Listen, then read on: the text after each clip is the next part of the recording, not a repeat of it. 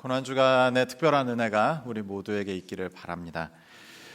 요즘 제가 경제학의 매력에 빠져서 경제학 서적들을 많이 읽고 있습니다. 경제학의 매력을 저에게 좀 정리해 보라고 하시면 인간의 심연 깊숙한 곳을 분석해서 아주 실제적인 답을 내놓는 학문이다라고 말씀드릴 수 있겠습니다. 이 답을 듣고 있노라면 속마음이 들킨 것 같아서 뜨끔하기도 하고 속 시원하기도 하고, 그래서 경제학의 매력에 이제 요새 좀 빠져 있는데요. 제가 요새 재미있게 읽은 책 제목이 이렇습니다. 그들은 왜 최후의 승자가 되지 못했나? 이 책의 저자는 연세대 경제학과 한순구 교수님이신데, 이 교수님께서 어느 방송에 나오셔서 강의를 하신 적이 있습니다. 패널이 많았는데요. 한 아나운서 분께 유니버설 스튜디오에서 아주 좋은 시간을 보냈다면 다음에 언제 얼마 만에 이곳을 다시 방문하고 싶냐, 이런 질문을 하시는 겁니다. 그래서 교수님이 다시 물어보시는 거죠. 너무 즐거웠다면 다음 주에 방문하시겠어요? 그랬더니 이분이 그건 아니라는 거죠. 그러면 한 달 뒤에? 그것도 아니라는 겁니다. 그럼 1년 뒤에 방문하시겠냐? 이 패널이 계속 생각에 잠기다가 한 몇 년 안에는 다시 갈 것 같습니다, 이렇게 답을 하는 겁니다. 그래서 교수님이 평균적으로 성인들이 좋은 곳에 가서 참 좋았다라는 기억을 갖고 있다면 한 평균입니다. 한 5년 안에는 다시 가보겠다, 이런 이야기를 한다는 거죠. 그렇다면 아이는요? 한 아이가 있습니다. 하루 왼종일 놀이공원에서 좋은 시간을 보냈단 말이죠. 그리고 이 아이에게 물어보는 겁니다. 너 언제 다시 가고 싶니? 아이가 뭐라고 답할까요?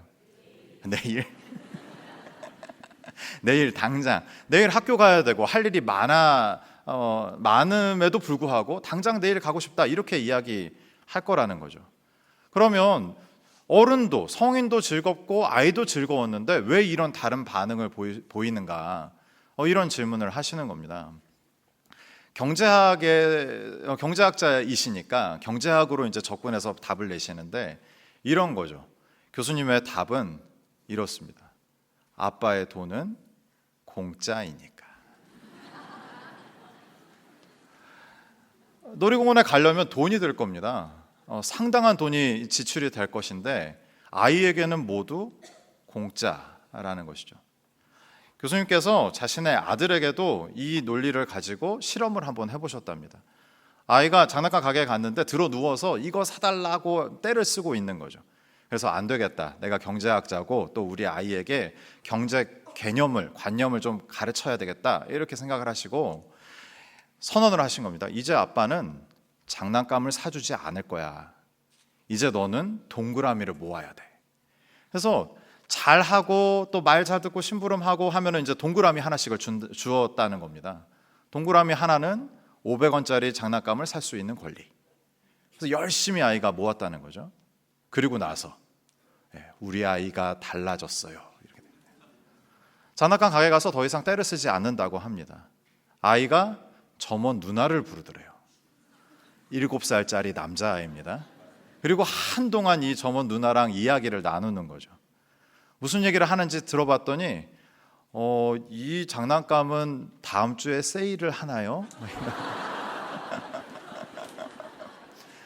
여기 조금 흠집이 났는데 좀 깎아주실 수 있나요? 이런 얘기를 하더라는 겁니다. 그래서 교수님이 기다려 보니까 한 30분 정도 점원이랑 대화를 하고, 이제 알아볼 거 다 알아봤다, 그럼 이제 빨리 사자, 이제 그냥 사자, 이렇게 하니까 아이가 정색을 하면서 얘기를 하더랍니다. 뭐라고 얘기했을까요? 자기 동그라미 아니라고 그러시면 안 되죠. 그래서 옆에 장난감 가게에 가서도 알아봐야 된다는 겁니다. 그래서 떼 쓰는 아이 이게 좀 고치려다가 쇼핑 따라다니면서 힘들었다, 이런 이야기를 교수님이 하신 적이 있습니다. 이야기를 정리하면 합리적인 소비, 경제 개념, 또 주인의식, 이런 키워드들로 정리할 수 있겠지만, 저는 이야기를 들으면서 손해보지 않으려는 마음이라고 정리가 되더라고요. 아이만 그러겠습니까? 우리 모두도 손해보지 않으려는 마음을 가지고 있습니다. 모든 영역에서 인색하고 꼼꼼하게 따지는 것은 아닐 겁니다. 근데 오늘 이 밤에 우리가 한번 스스로에게 질문하고 진지하게 답을 내보자는 거죠. 나는 하나님 앞에 인색하지 않은가? 나는 복음 앞에서도 계산기를 꺼내들고 계산기를 두드리고 있지는 않은가? 질문해 보자는 것입니다. 오늘 같은 고난주간에는 특히 우리는 하나님의 사랑과 십자가의 희생에 대해 듣습니다. 제가 이 주간에 가장 좋아하는 표현은 프로디걸 갓, 낭비하시는 하나님입니다. 팀켈러 목사님이 예수님께서 탕자의 비유를 소개하시는데 이 허랑방탕한이라는 프로디갈을 하나님께 붙여서 설명했던 그 설교에 큰 은혜가 있었습니다. 하나님은 이렇게 허랑방탕한 탕자도 기다려주시고 또 시간과 돈을 무진장 허비하시는 그 하나님에 대한 은혜가 컸던 기억이 납니다. 이런 설교들을 듣고 이런 주간에 하나님의 사랑에 대해서 더 많이 생각하고 고민하고 묵상하는 게 이 한 주간인데 이 한 주간에 들은 말씀이 그 은혜가 그 영향력이 얼마나 가던가요? 몇 주 갑니까? 며칠 가나요? 하나님의 이 크고 놀라운 사랑, 절절한 그 사랑을 경험했고 말씀을 통해 확인했고 감동과 감격까지 있었는데 이 영향력이 그렇게 짧다는 것이 상당히 의아하고 참 신기한 대목입니다. 성경은 우리가 사는 세상은 우리의 세상이 아닌 적진이라고 이야기하고 있습니다. 에베소서 2장 2절입니다. 같이 한번 읽겠습니다.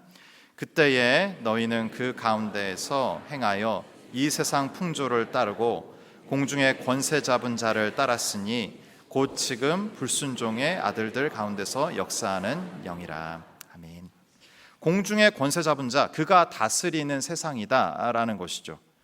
바울은 이런 상황에 우리 모두에게 이 모든 시대의 흐름대로 휩쓸려 살면 안 된다라고 이야기하는 겁니다.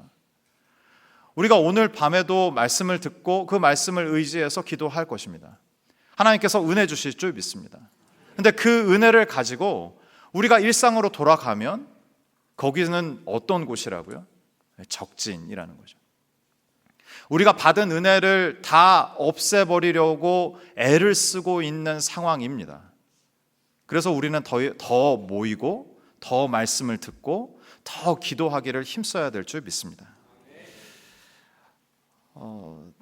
우리가 믿고 살아가는 이 신앙생활을 지키기 위해서라도 말씀을 들어야 하는 겁니다. 오늘 말씀을 통해 십자가 앞에 따지고 계산하는 그 마음을 내려놓고 하나님의 자녀로 살기를 다짐하며 그렇게 살아가는 우리 모두가 되기를 주님의 이름으로 축원합니다. 오늘 스스로 점검할 수 있는 3가지 질문을 드리려고 하는데 질문은 이렇습니다. 첫째, 나는 하나님의 상속자로 살고 있는가? 둘째, 나는 공동체를 사랑하는가? 셋째, 나는 나의 역할에 만족하는가? 스스로 점검할 질문 3가지. 그 첫 번째입니다. 나는 하나님의 상속자로 살고 있는가? 오늘 본문을 함께 보겠습니다. 빌립보서 2장 8절인데요. 같이 읽죠.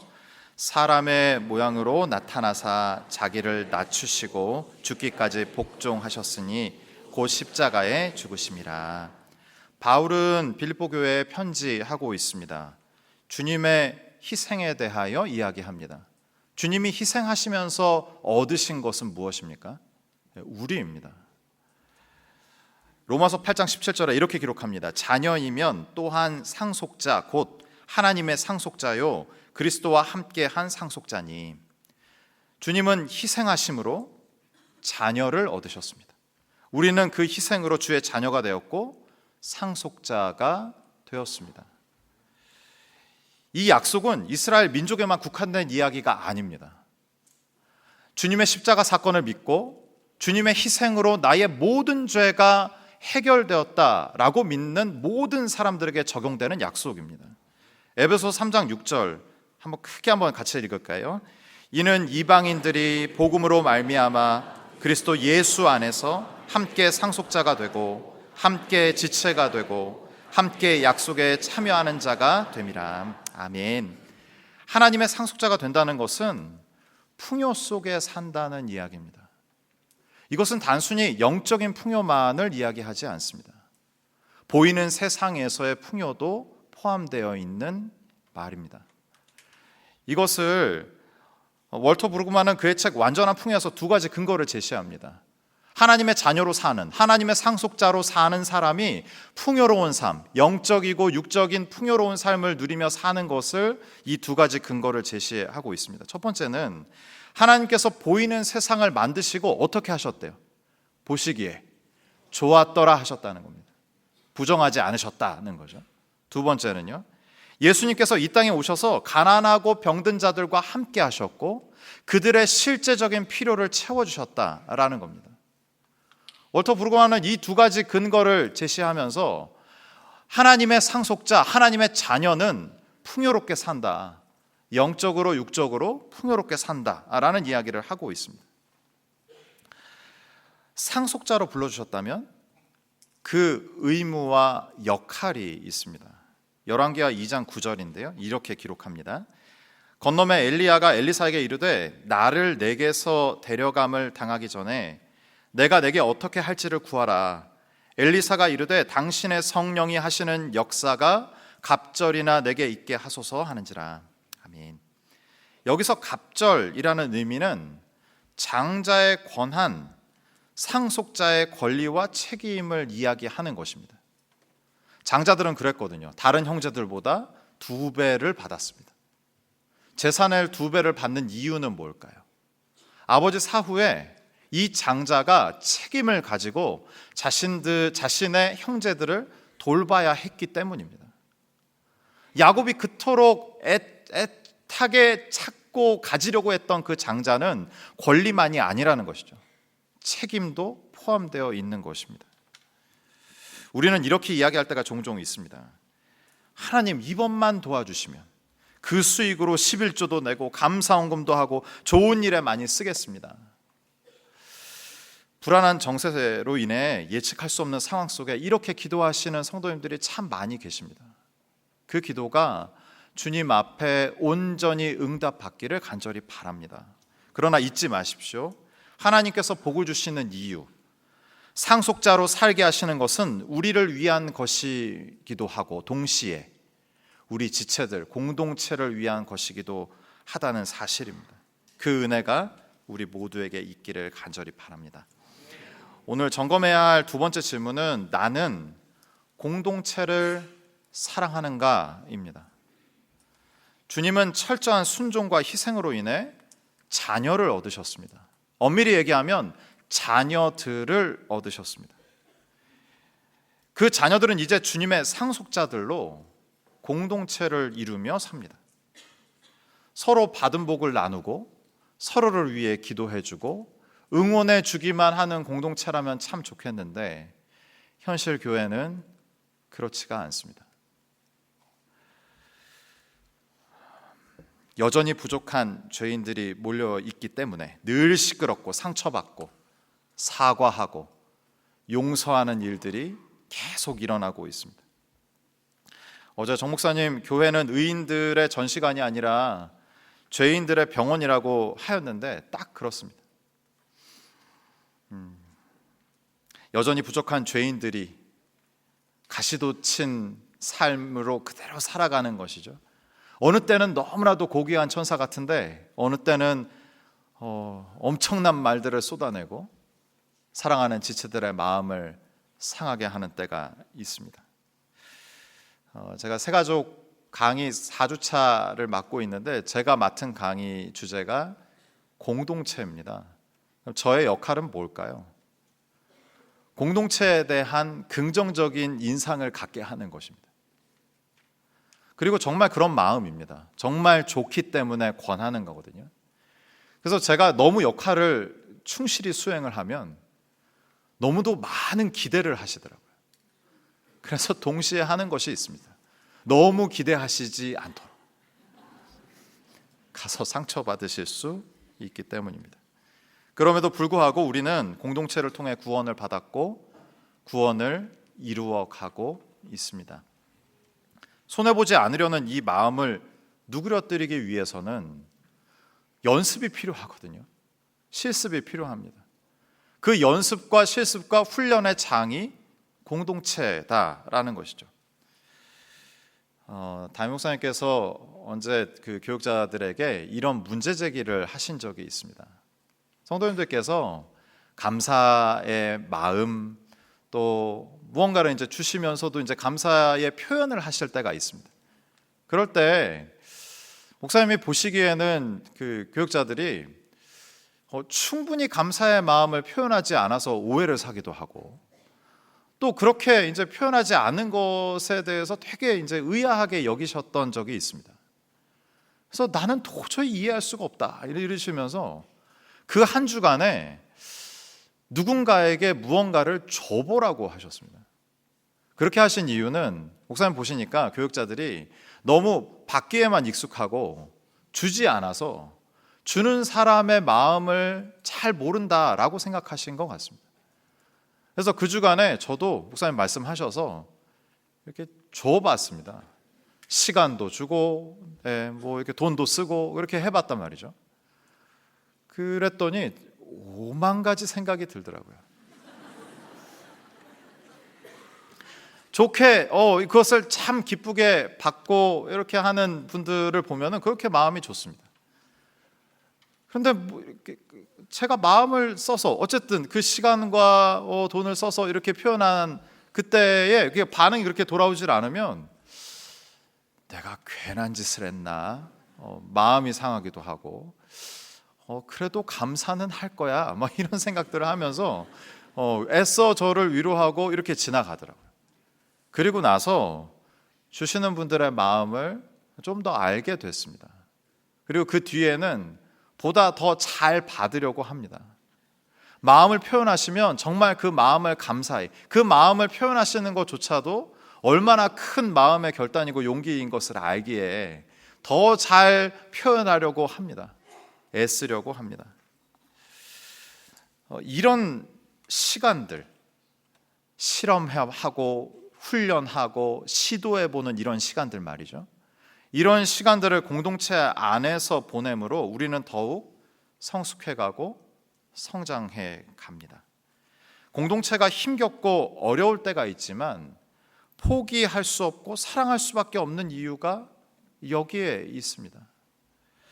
공동체를 통해 말씀하시고 공동체를 통해 우리를 길러가시는 주님의 마음을 알아 우리에게 주신 교회와 공동체를 사랑하는 우리 모두가 되기를 간절히 바랍니다. 여기에 균형이 필요합니다. 내 것을 지키고 아까워하여 공동체와 나누지 않는 것을 경계해야 함과 동시에 내가 편하고 좋아하는 상황 또 그 사람들에게만 공감하는 것을 경계해야 한다는 것입니다. 폴 블룸이라는 사람이 있습니다. 그의 책 공감의 배신에서 다음과 같이 이야기합니다. 한번 들어보십시오. 공감 반응을 포함하여 우리가 타인에게 보이는 반응에는 우리가 기존에 가지고 있었던 편견과 선호, 판단이 반영된다.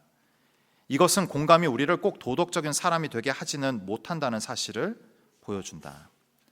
성숙의 단계가 필요할지 모르겠습니다. 1단계는 내 것이 아까워서 나누지 못하는 사람이었는데 공동체를 사랑하게 돼서 나의 것을 나누는 게 1단계일 수 있습니다. 그런데 나누는 그 대상들과 상황들을 한번 보셔야 되는 거죠. 내가 선호하고 내가 좋아하는 사람들에게만, 내가 좋아하는 그 상황에서만. 그러면 그 담을 뛰어넘어가야 하는 것입니다. 내 것을 나누는 게 1단계라면 전체를 보는 것이죠. 주 예수 그리스도의 몸인 교회 전체를 보고 내가 좋아하는 사람들 그 이상을 생각하고 그 사람들에게 사랑을 전하는 것, 그것이 2단계다라고 할 수 있겠습니다. 디모데전서 4장 15절에 이렇게 기록합니다. 같이 한번 읽을까요?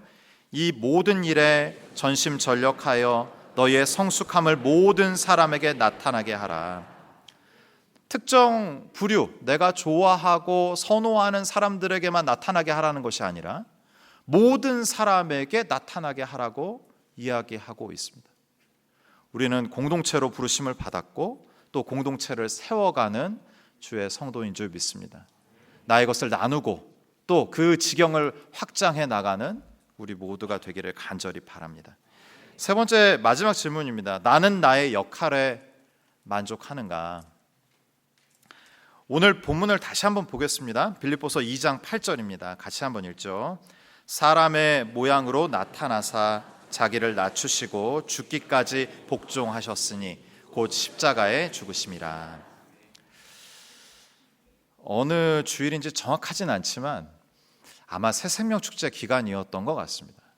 오카나 목사님께서 요한복음 3장 16절 본문으로 설교하셨는데 그 본문으로 설교하시면서 목사님 뭐라고 얘기하시냐면 본인은 목회하고 설교하고 복음을 전하고 있지만 이 사랑에 대해서 정말 아직도 깨닫지 못하고 있다, 이런 얘기를 하시는 겁니다.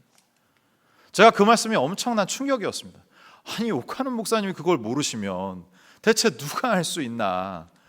절망스러운 마음에 그 목사님 말씀을 계속 듣게 됐습니다. 근데 목사님 하시는 말씀은 뭐냐면 인간의 한계가 있는 경험, 생각, 사고 체계 안에 하나님의 사랑을 담을 수 없다, 이해할 수 없다라는 말씀이었습니다.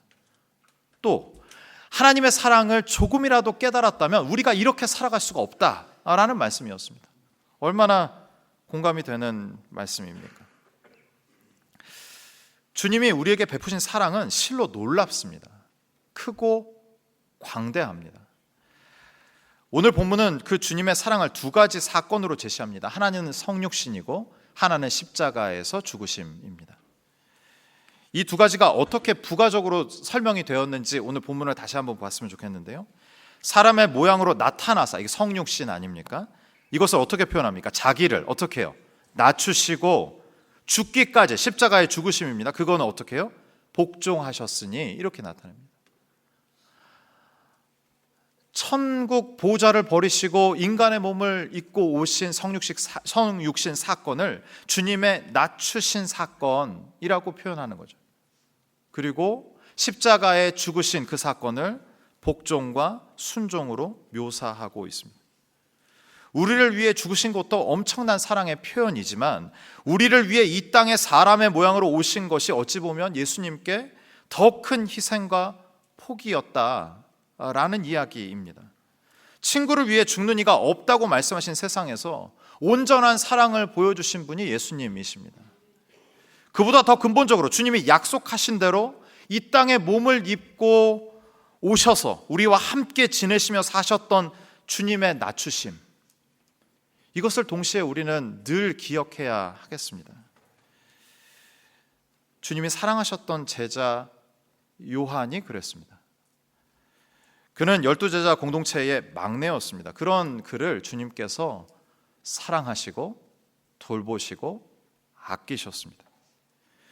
그분의 관심과 돌보심 아래 요한은 성장하고 성숙해가고 있었습니다.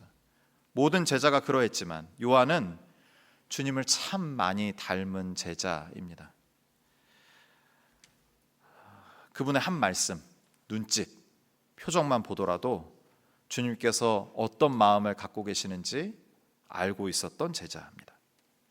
요한은 자신에게 맡겨진 그 역할을 충실히 살아냈던 사람입니다.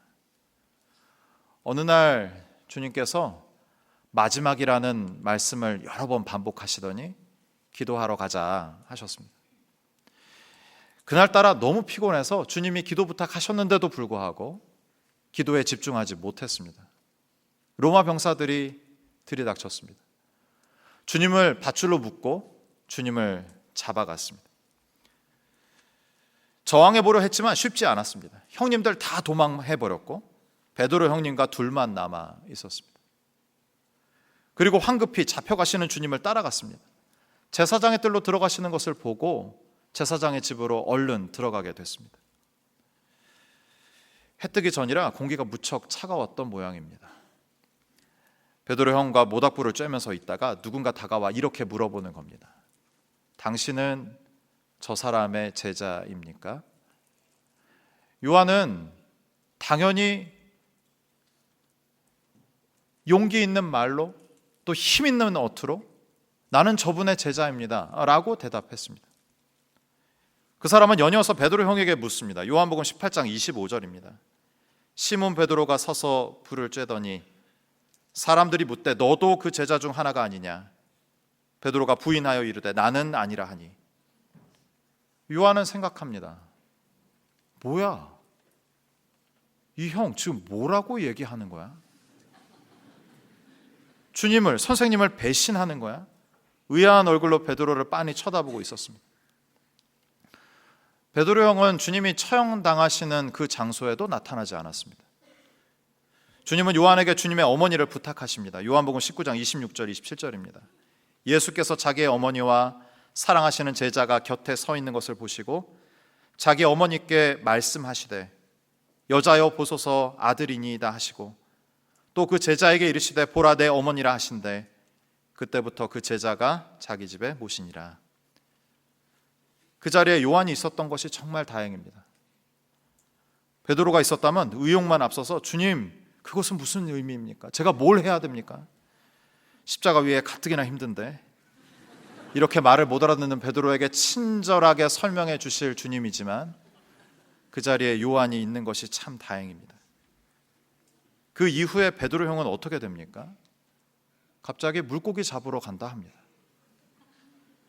리더십은 있어가지고 그 형을 따르는 형들이 몇 명 있었습니다. 답답한 노릇입니다. 요한은 포기하지 않고 그 무리에 합쳐서 물고기 잡으러 함께 떠납니다. 그날 밤도 고기를 잡지 못했습니다. 끼니를 때울 수도 없던 그날 밤, 저 멀리서 누군가가 불을 피우고 고기를 굽고 있습니다. 주님입니다. 그리고 주님이 이렇게 말씀하십니다. 고기 많이 잡았니? 그토록 사무치게 뵙고 싶었던 주님이십니다. 요한은 지쳐 쓰러진 베드로에게 이렇게 이야기합니다. 요한복음 21장 7절입니다. 예수께서 사랑하시는 그 제자가 베드로에게 이르되 주님이시라 하니. 요한을 보며 의아한 점이 많습니다. 왜 그는 베드로의 실패를 보았으면서 그것을 이용하지 않았을까? 왜 그는 끝까지 베드로를 따라가서 끝내는 그 귀에 주님이시라는 이야기를 한 것일까? 왜 그는 그 역할에 불만이 없었을까? 이런 질문에 머리가 어질어질했습니다.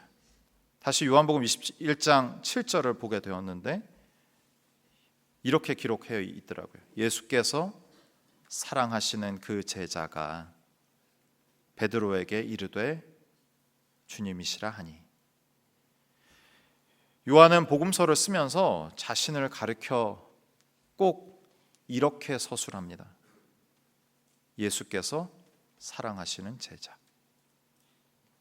이 표현이 제가 질문했던 모든 질문의 답이었습니다.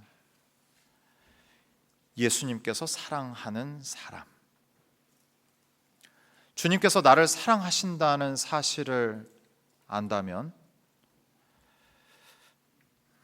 믿는다면, 경험한다면 나에게 어떤 역할이 주어져도 기쁨으로 할 수 있겠다라는 마음이 들었습니다. 고난주간 둘째 날 손해보지 않으려고 열심히 계산기들 두드리는 그 손을 내려놓고 내가 원하는 그것을 주시지 않고 내 기도를 거절하시는 것 같아 포기하고 낙심된 그 마음마저 내려놓고 예수께서 사랑하시는 제자, 예수께서 사랑하시는 제자인 나를 다시금 확인하는 복된 시간이 되기를 바랍니다. 얼마 전 다락방 신방을 갔다가 마음이 참 짠하고 또 주님이 하신 일에 대해 기뻐하는 시간이 있었습니다. 한 형제님께서 자신의 지난 시간에 대한 이야기를 나눠주셨습니다. 이분은 직장생활을 하면서 나는 주님의 자녀로 어떻게 살아갈 것인가, 하나님께 받은 은혜와 이 사랑을 어떻게 전하며 살 것인가 고민하며 지금까지 사셨던 분이더라고요. 지금은 많이 없다고는 하지만 회식이 있는 그 자리에서도 나는 신자입니다, 크리스찬입니다 하면서 술을 받지 않으셨답니다. 그리고 다른 사람들이 다 취해 있고 정신없는 와중에 모임이 다 끝나면 다 한 명씩 집에다 데려다 주고, 정신없는 와중에 술값이 지불되어 있지 않으면 본인이 지불하고, 이런 삶을 사셨다는 거죠. 회사 일하는 영역에서도 동일합니다. 힘들고 어려운 일 나 다 주세요. 나는 크리스찬입니다. 그렇게 일해 오셨던 분이었습니다. 그런데 어느 날 그 모든 것들이 허무하게 느껴지더라고 이야기를 하셨습니다. 하나님은 나의 기도를 들으시는 것 같지도 않고 나의 아버지는 더더군다나 아니신 것 같다는 마음이 들었다고 했습니다. 아마도 나는 이렇게 희생하고 대가집을 하면서 열심히 주의 영광을 위해서 살아가는데, 구체적으로 알지는 못하지만 그분이 원하고 바라는 일들이 되지 않았던 모양입니다. 기도하고 간구했던 그 모든 기도의 제목이 응답되지 않았던 모양입니다. 실망한 것이죠. 낙심한 겁니다. 그래서 기도하지도 않고 이제 아버지를 찾지도 않는 그 시간, 예배에 가지만 집중하지 않고 그냥 그 자리에 앉아있는 시간이 꽤 오래 지속되었다라는 이야기를 해주셨습니다. 그 마음이 어떻겠습니까? 병원을 갈 수밖에 없는 거죠. 약의 도움을 받고 의존하고 이제는 일을 할 수 없어서 휴직을 할 수밖에 없는 그런 상황이다 라고 이야기하셨습니다. 휴가를 내고 집에 혼자 이렇게 있는데 기도하고 싶은 마음도, 하나님을 찾고 부르짖고 싶은 마음도, 찬양을 올려드리고 싶은 마음도 들지 않았다라고 이야기를 하시더라고요. 그런데 갑자기 그 성도님의 그 마음에 하나님께서 내가 이 시간을 기다려왔다 라고 말씀하시더랍니다. 제가 그 말씀을 듣고 하나님이 이제 회복을 시작하셨구나. 하나님 앞에서 무엇인지 잘 알지는 못하지만 내가 하고자 하는 그 모든 시도가 끝난 그 이후에 하나님만이 개입하시고 일하실 그때를 간절히 기다리셨구나 하는 마음이 들었습니다. 성도님을 위해서 기도하고 있습니다. 하나님께서 놀랍게 힘주시고 은혜 주셔서 다시금 주의 아들로, 주의 자녀로, 주님을 따르는 제자로 살아가게 하실 것을 믿습니다. 성령께서 항상 동행하셔서 그런 고민과 그런 애씀으로 살아가는 모든 성도님들의 삶에 간섭하시고 인도하시기를 간절히 바랍니다. 손해를 보는 것 같고 그래서 지칠 때도 있지만 그것이 바로 우리의 역할입니다. 1인자는 아닐지라도 그 자리, 그 역할을 감당하며 살아가는 것이 우리의 역할인 것입니다. 주님의 부르심에는 후회하심이 없습니다. 우리의 응답에도 후회함이 없는 줄 믿습니다. 십자가 앞에 계산기를 내려놓는 은혜가 있기를 바랍니다. 그렇게 살다가 지치고 좌절했다면 다시금 은혜를 주셔서 우리에게 맡기신 역할을 넉넉히 해내는 우리 모두가 되기를 주님의 이름으로 축원합니다.